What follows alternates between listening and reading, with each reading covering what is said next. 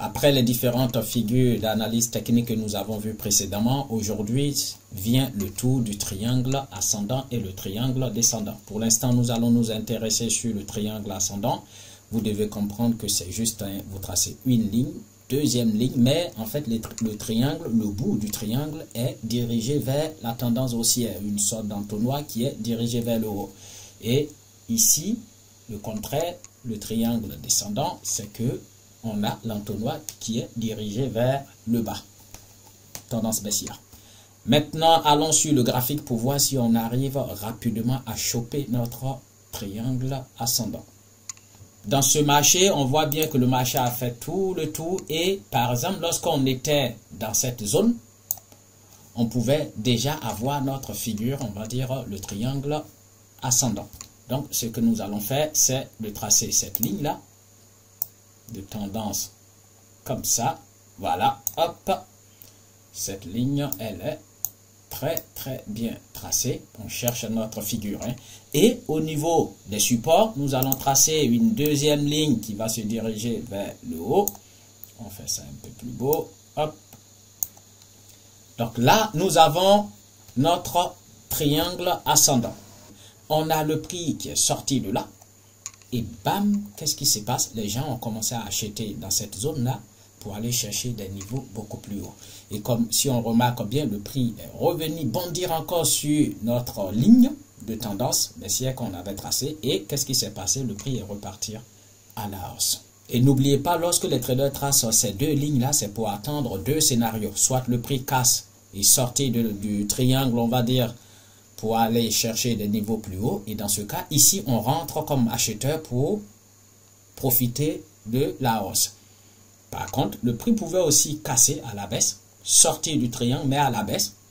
Et là, les traders allaient rentrer comme vendeurs pour venir chercher des niveaux, on va dire pour venir chercher un TP qui va être situé à ce niveau-là où j'ai tracé le support. Voilà, donc c'est ce qui est du triangle ascendant. Maintenant, allons jeter coup d'œil sur ce que c'est un triangle descendant. Bien, donc ici, nous avons notre triangle descendant.